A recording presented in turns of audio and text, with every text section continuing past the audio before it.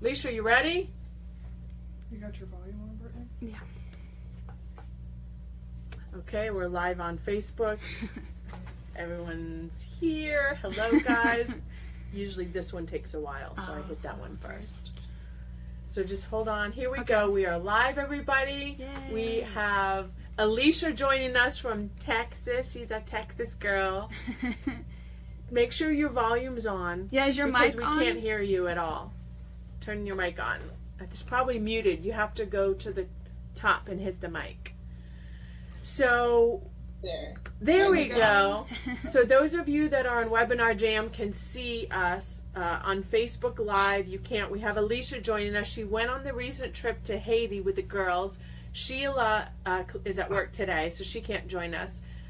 But the team went, and we launched the program in Haiti, the Agents of Change program, last June. And so quarterly the team goes and does intensive training modules, and then this trip they did the Leadership Summit, and that was open to the general public for people who want to join the program. They're able to do. So as many of you know, this is our pilot program in Haiti that we launched with the School of Influence online and workbook program, and they finally got it translated into French. And we're still doing Creole. We're still working on Creole. So they'll have both languages, which is excellent. But we're so glad the team is back. I have heard so many great reports. It was so productive. Alicia, I heard some encounters you had also. So we wanted to be able to share as a student's perspective, because we tell these people, okay, if you go through the program, you come to the seminars, you can join us on these trips, and how your vision is entangled with the larger vision that we have for Agents of Change. So I'd like for you to share your experience, if you can, with the audience on your experience. Did you freeze? Are you frozen, Alicia? I think she's frozen. No, I'm here.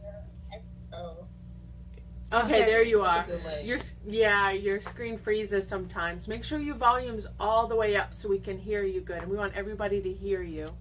And we'll turn it up on our end here so we can get it on Facebook Live. So share with us with your experience. I know it probably wasn't anything you expected, and it's not your typical missionary trip, is it? No, no, but it was quite an experience, but it was a good experience, I would say. And I really didn't know what to expect, so I had an open mind about everything. And I really got to see how Debbie and Brittany pull things together, and Sheila. So I got to kind of see the back end of like doing the work, and then having like the cultural differences, and what else could I say? The cultural differences, and then just the whole understanding of what's going on in Haiti. So it was a lot. Personally, it was a really great experience, and then with the work through the eyes of vision, you don't really look at all the things that are so bad that's going on, and you see how you could actually breathe. All right. She has her connection goes in and out, so perhaps we'll see if we can work together. Oh, we lost you, but she came back. Yeah, your connection isn't the best, but go ahead. Can you see us? Hello. Yeah, we're having issues. I wonder if it's us or if it's her. Are you hardwired in? No.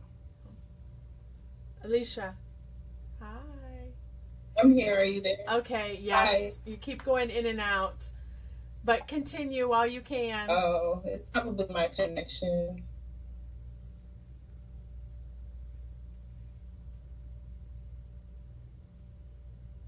I think it's frozen again. Yeah. Okay, it keeps freezing. Alicia, can you hear us? Yeah, it's her connection. Yeah, I can hear you now. Okay, if it goes off again, we'll have to figure out another way. So talk to us about how your experience with your vision and coming on a trip and how you see them connecting, or what, how did you feel about that you actually were immersed in the middle of what Agents for Change is doing? So the what I thought about mostly was vision of changing followers into leaders and leaders into agents of change.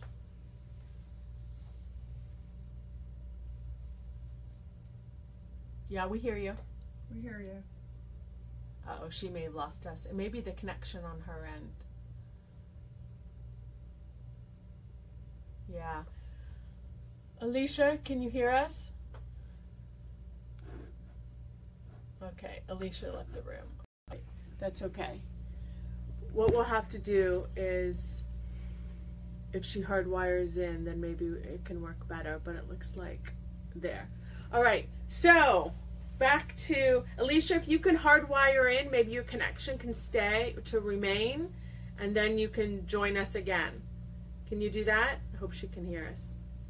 You can type that in.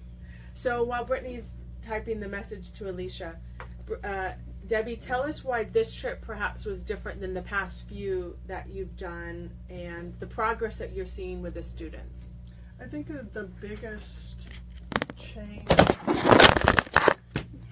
We're having so much fun today. I think the biggest change was the mentality of the students that we saw.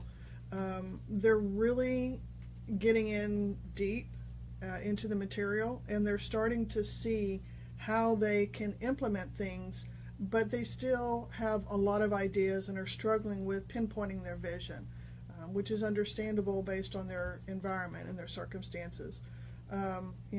We still face challenges with answering character questions for them because of their mentality. So that was a big deal. This trip we dressed character, and they had a lot of questions about it the next day.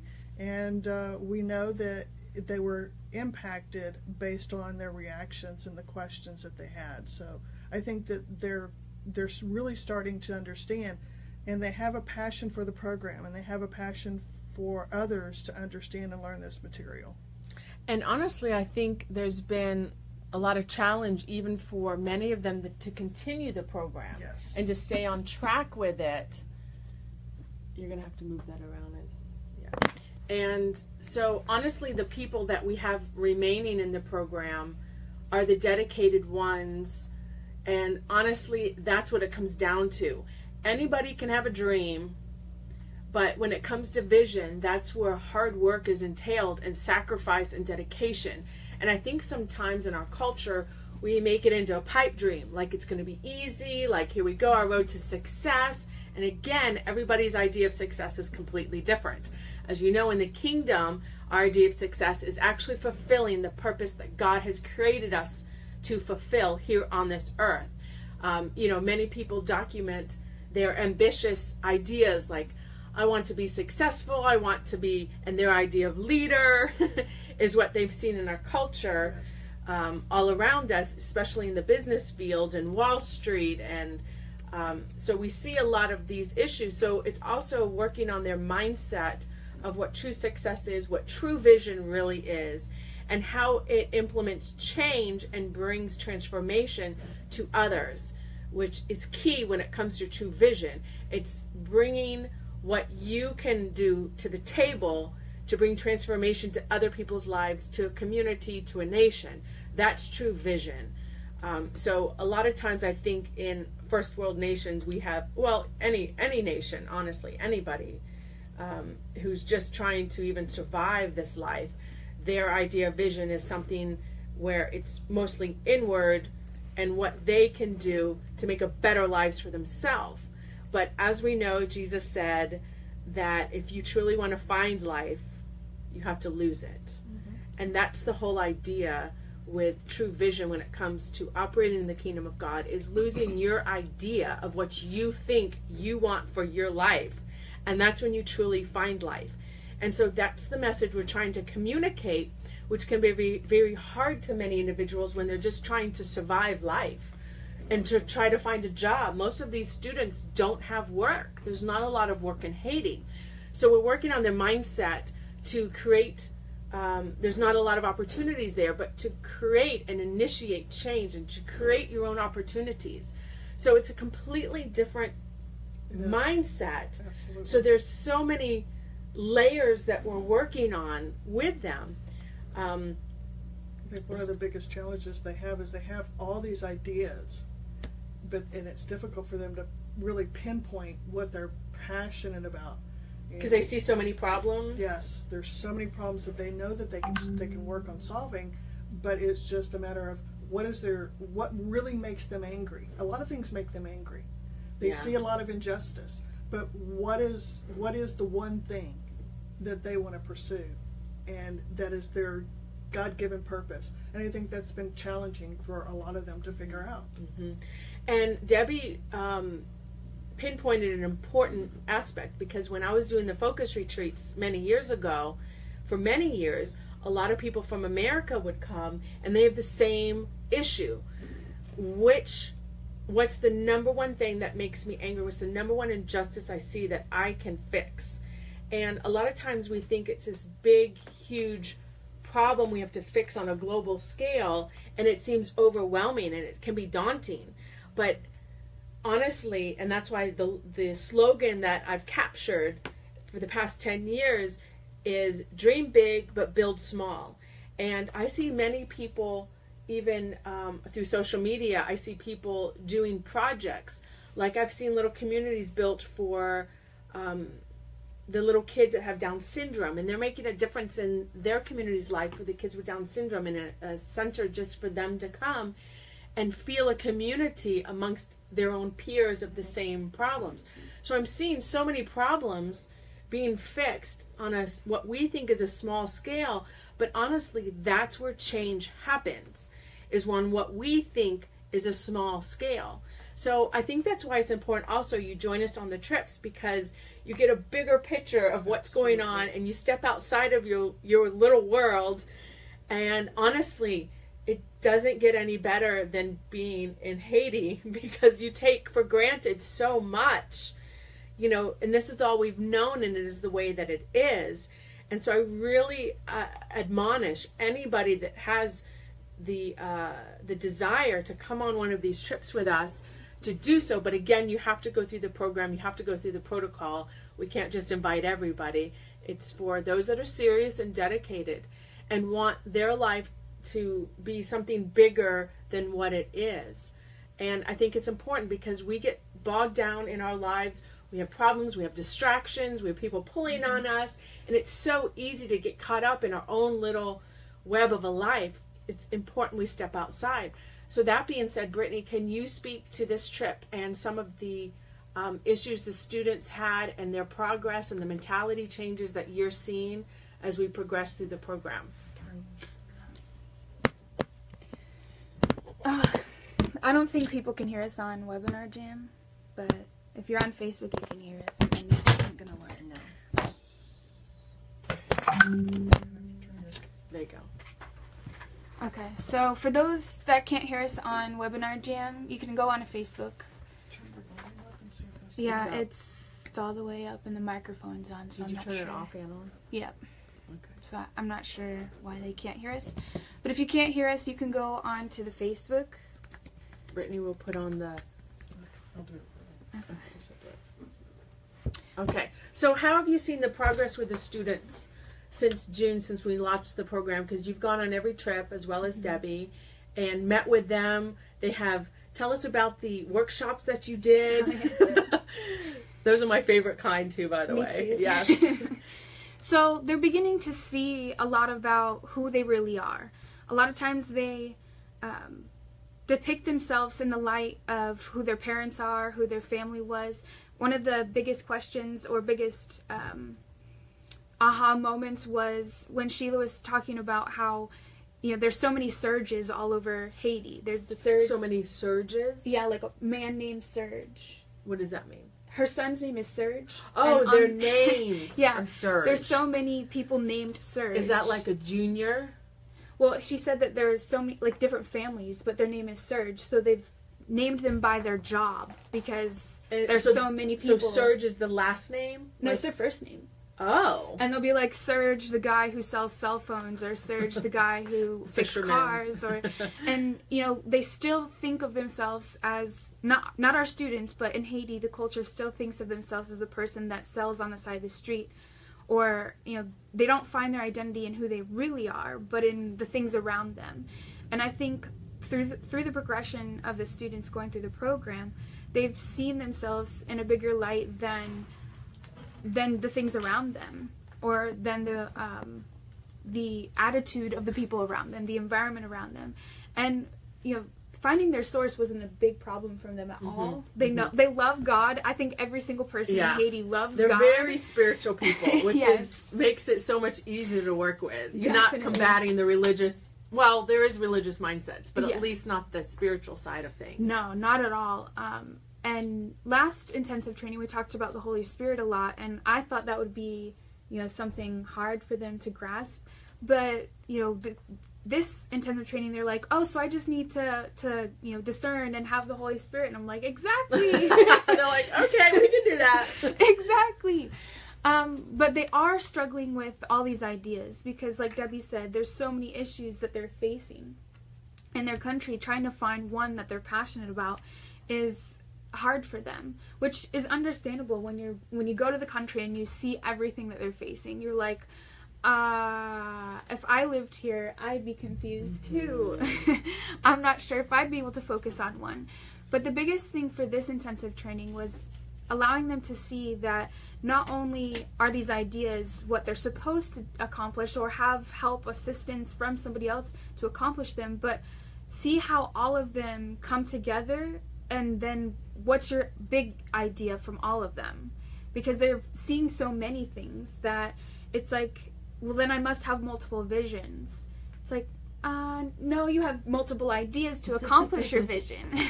And I used our organization as an example because, you know, our vision is to lead and transform culture and initiate change, but through intentional leadership training. But we have to develop the training to be able to train. So one of the ideas is to develop resources. The next idea is to translate those resources. The next idea is to, you know, accredit the resources. So we have all these ideas too, but they're not separate visions. They're all along the same vein, and they're accomplishing one vision goal. Yes. Exactly. And one of our students is a prime example. He, you know, has all these ideas to develop a nation, but didn't realize that it was national development that was his vision. He thought, I just have so many ideas, I don't know what to do. It's like, well, if you look at all the ideas, you want to boost every aspect of a nation. So when you put it all together, it's national development. And he was like, oh, that makes sense. It's like, yeah. But during the workshops, because of the fact that they're, you know, facing so many things, they really had to sit and think. And one of the students said, wow, we're going deep. We're going deep. And she wasn't talking about the concepts, that they were deep, because they've already realized that in the beginning. But the fact that they had to go deeper in their mindset than they thought they could ever go before. And which everybody faces throughout, you know, all around the world, but they had the opportunity to just sit and actually go deeper. And I think because people allow their environment or the circumstances in their life to crowd their mentality, that they don't even allow themselves the opportunity to go deeper. And at the intensive training, it was like the only thing that they were focusing on was going deeper into their mentality and really looking at, okay, I'm this person because God created me in his image, and he created me to fix this problem, because if this problem isn't fixed, I don't know what I will do with my life. And I think that's an important point to stay with just for a moment, because no matter where we live and who we are, I think this is an issue for everybody. Everybody has so much going on in their lives. There's so much change going on around us. We're constantly being bombarded by people, cultural, society issues, family issues, whatever it is. and you have to take time to sit and actually think. You can call it meditate, you can call it prayer, you can call it whatever you want, but I think that's why people respond so well to seminars or the summits that we do, and you get a lot more out of them than actually watching a webinar. Absolutely. Because number one, you're sacrificing your time, you're spending your money, and there's a principle in that. And so the same thing goes with these students in Haiti. They are taking the time out of their lives, which they have a lot going on also, just trying to survive and looking for work and trying to get an education because they think that's their only way out. And so no matter where you are or where you live, because we see a lot of people joining us from everywhere right now, you know, try to join us for a seminar or go to one. You know, there's other people doing them as well, but really self-discovery is a very important thing. And discovering, okay, how am I going to implement who I am into my community and impact them as well, and make a footprint on the lives of others. I think that's key. You know, on Sunday mornings, there's this little segment on the Today Show, and it's called A Life Well Lived. And they show these centurions. Some have lived to be 100 years old, and they show African American and older women the other day, and the difference that she made. And there's these people you've never heard of. You don't study them in school. They're not, you know, I'm sure if you did Wikipedia, they're on there. But I find it so fascinating. It's my favorite time. They give a 2-minute segment of somebody you've never heard and how their life impacted starting back in the 40s and the 50s and the decisions that they made. And I love seeing a segment of someone's entire 100 years existence in this moment in time. And I totally immersed myself in it, and I said they made a difference in their world, even though I've never heard of them. So this isn't a popularity contest. This isn't about becoming a Christian celebrity. Lord have mercy. This is about ordinary people making an extraordinary difference in the lives of others. And that means something different for everybody. And that reminds you, I want to bring up the story. So, okay, so go on here and show the pictures, but show the picture. Do you have the one with him getting the laptop? Oh, that's so important. You need to find that. So, Debbie, you tell the story, since you actually were there. There it is. Okay. We had a young man. His name is Rosias, and he has been doing the French translation of the workbook for us. Sheila started out with the project, but it is a huge workbook, and so Rosias started doing the translations, and Sheila does the editing. So we found out about a month ago that Rosias's computer broke, and he was unable to do translation for about a 2-week period.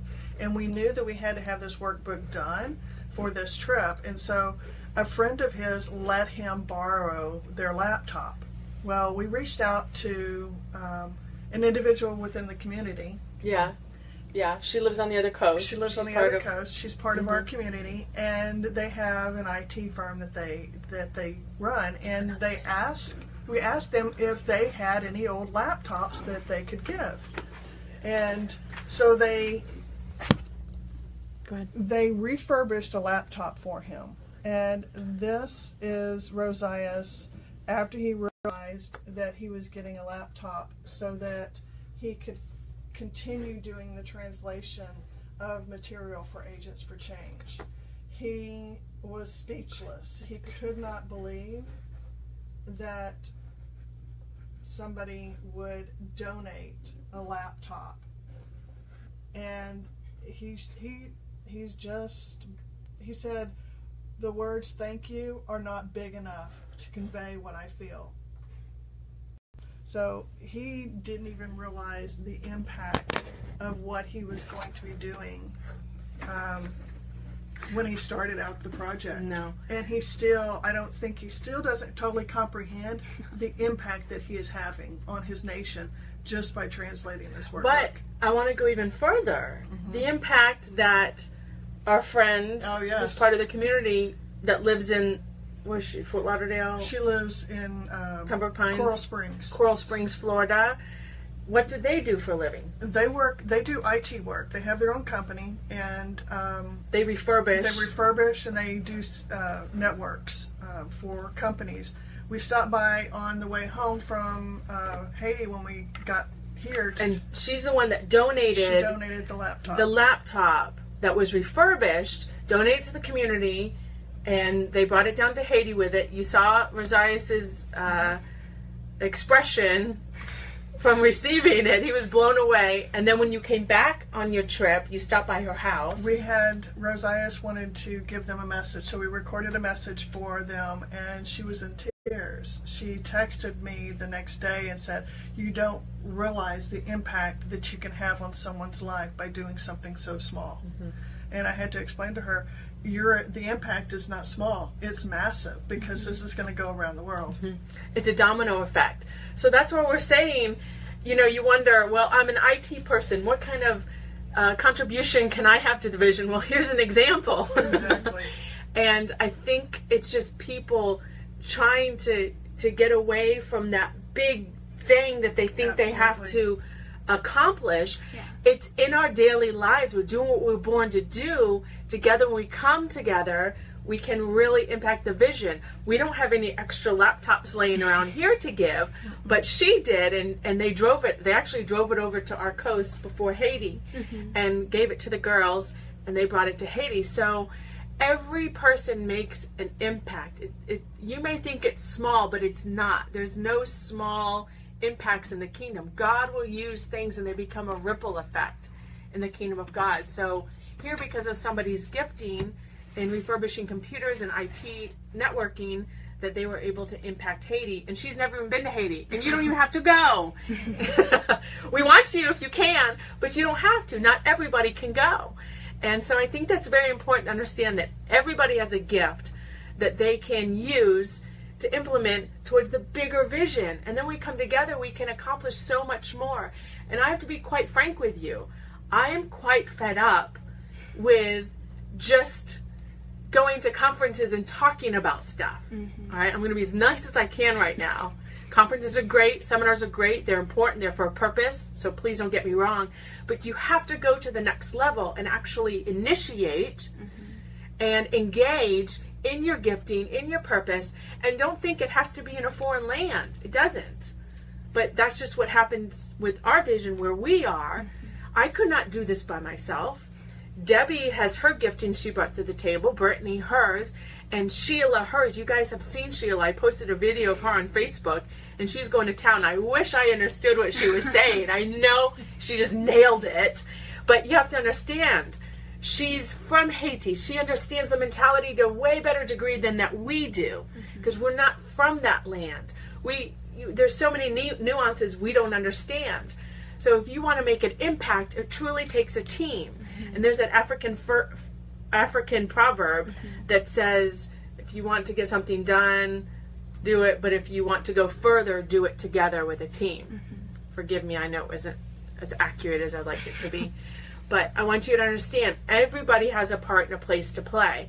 And if anything, perhaps this webinar today is to just inspire you in your own vision.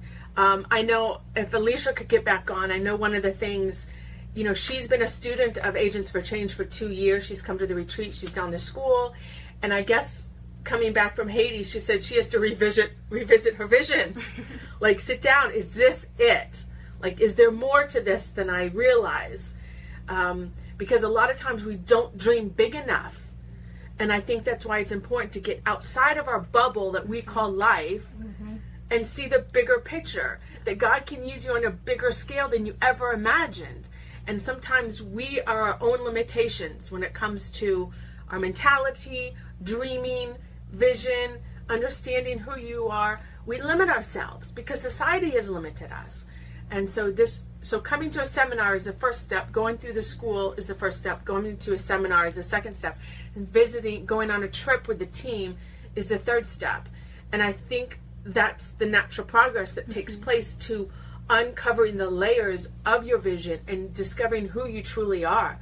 I'll never forget my first trip to Haiti. changed me forever. And I came back and I still cried for days. Like I couldn't sleep. And I was 21, 22.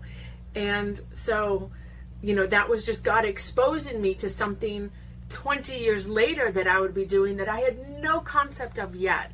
But it's grown and it's developed through the relationships that I've had through the years there. And then God brought amazing people on the team here in Naples. Absolutely. That we could not be doing the vision in Haiti without them. We don't speak French. We don't speak Creole. So I thank God for the number of people. And honestly, every time I get a PayPal email, and everybody that donates, whether it's $5, whether it's $500, it doesn't matter. It's the principle. You are just as important part of this vision as those that go, those that do. Everybody has their own place. So I appreciate, we appreciate, the nations appreciate everybody that has been giving towards the vision for all this time now. It's been actually 8 years. My 10-year anniversary is next week since I first discovered the kingdom. I'm counting down the days, a decade. And it's amazing even the progress of the vision since then and where we've come now. Is there anything else you girls want to add regarding, I wish Alicia could join us. I know her connection isn't that. Oh, Alicia says she wants to do a revision. She's revisiting her vision to do a revision. I like that, Alicia. I wish you could join us. We're so sorry that we can't. We just need our connections better. I think one of the things that we saw, and they started this discussion, was about community. Yeah. Oh, the Haitians? The Haitians. They want to start getting together. And Brittany can share more exactly what they said. But they want to get together and become closer knit, and there's 8 of them. So it's a perfect group. And at the last day, we had a conversation with them about or not the last day, after the summit was over, we had a conversation with them about the importance of community and accountability and, you know, and character. So they all are on fire right now so that their nation gets this, but we want them to stay focused on the material at hand so that they can progress and fulfill their purpose and their vision. So I think we're on the cusp of an explosion over there. And I know there were people that came to the summit, you said, that do want to be facilitators. Yes. So, but right now our focus is on the 8 people that are in the program that started from the beginning. I know it started out with like 250. I mean, it was crazy. So it took us a while, but it didn't take a long time, but it whittled down to the 8 we have. We had people leave. They couldn't make it. They weren't committed. That's fine. It's not for everybody. And so this is where we are. But our focus is on these 8 people and working on mentality. That's all it takes to change a nation. Jesus, he used 11 to transform the world. Acts says they changed the world upside down. And they had mighty influence. And with God, less is more. I am convinced of it. You see this throughout the scriptures with every person he used in scriptures. So you may think, I'm in the middle of, I don't know, Detroit, Michigan, or I'm in the middle of the boonies in North Dakota. I don't know where you are. I'm in the tundra zone in Canada. It doesn't matter where you are. It's a transformation can happen anywhere. It's your mentality that must be transformed. Yeah. So with 8 people, the program works on transforming their mentality for them to bring change to their own nation in their way, according to their gifting, rather than us coming in and telling them what to do. And I think that was a huge thing that they progressed through discovering, because, and it took some time, believe it or not, for them to really, they kept reminding us that, you know, yes, we're bringing the change, but they got to see it in action this trip, because they're the ones who initiated the leadership summit. We were just coming for the training, and we kept telling them, but we're coming for the training. We're coming for your intensive training. Well, one student in particular kept bugging me every day, every single day. Charles Jean Etzer bugged me every day, saying, okay, are we going to do this? We want to do this. Are we going to do this? And he took, I don't think he's been to work since we left in November. And he spent every single day since November going to hotels, going to event places, and he's texted me all day long, every single day, saying, I've been to this location, here's this quote, I've been to that location, here's this quote, and I don't think he's ever been to work since then. Brittany, you need to tell him what happened to Charles. Why hasn't he been to work? Why hasn't he been able to work? Oh, his business, actually, he had his own business where he was selling materials, I believe it was technical materials, and it actually went bankrupt. And he didn't tell us exactly why. The fire at the market. No, that happened after. Oh. But it went bankrupt before we went in November, because he was messaging me asking for a letter to come to the U.S. to get more materials. And when we went in November, the day after we went in November, he messaged me and said, "Never mind, I don't need the letter." And I said, "Why don't you need the letter?" He said, I'm not coming to the U.S. This is what I want to do." So he, from November, from the intensive training in November, has realized that business is not exactly what he wants to do. And, you know, they're realizing that the norms of Haiti society is not exactly normal. It's not meant to be that way. Some people are business people, some people are teachers, some people are doctors, and they have to find who they really are and then go from there. And they're realizing that the normal doesn't determine who they are. They were determined in the beginning of creation. So I think stuff like that is true telling of the material. Mm-hmm. It's true telling of the principles. Because for someone to not work since November and hasn't even asked for a dime as if he's working for us, he just hasn't worked, and he's dedicated to this becoming the norm for his nation. And that's all he wants. And he's like, I want social formation. I don't want anything but social formation. I want nations to be socially correct. Socially, by the principles of the kingdom, be living by the principles of the kingdom.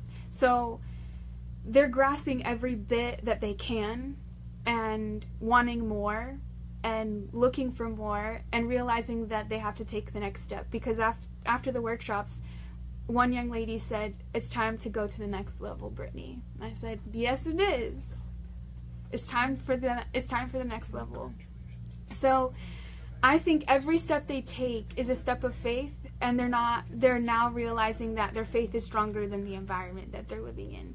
And I think that is a huge thing for everyone to learn, that your faith is stronger than the environment that you're living in because of the purpose you were given and the vision that you're now living out to accomplish. And like Trista said, a lot of things that we're talking about, doesn't matter if you're in Haiti or in the richest country in the world and you're well off. All of these principles and all these questions that these students had, you have too, believe it or not. And we've been telling them that, and they're amazed that people from the U.S. ask these same questions. Alicia shared her story a little bit in the workshop group that we were facilitating together, and she shared what she went through. Alicia is a student who lives in Texas. Right. She's part of the program, and she's gone through it. She's in year 2 of her vision, and she says, she showed them her spreadsheet of what she does, and we were talking about goals and purpose and vision, and they have a lot of ideas.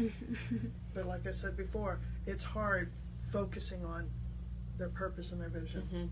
So it's challenging. They are amazing students, though. Yeah.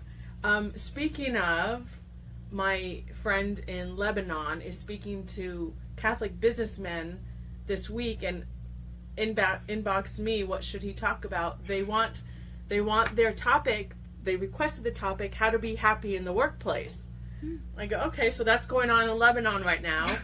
And I said, well, it's all relative, because are they in the right workplace they're supposed to be in? And I said, so that's why it's so important for you to discuss purpose, potential, and then living it out through your life vision. Otherwise, you're not going to be happy if you're not in the right workplace. And my friend, who's a pastor over there, was like, oh my gosh, can you send me materials on this?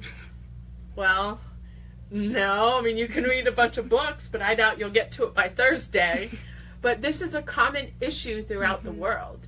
And I think people don't understand God is a God of purpose, period. and there's a process. Do not negate the process. A lot of people try to take shortcuts, and that can be suicidal. It's detrimental. You go through the process. Go through it, school of hard knocks, learn and grow, and you will boomerang when it comes to your vision. Not boomerang. Boom. Like a rocket. Boomerang comes back at you. Like that. The catapult. That's what I was trying to think of, the catapult.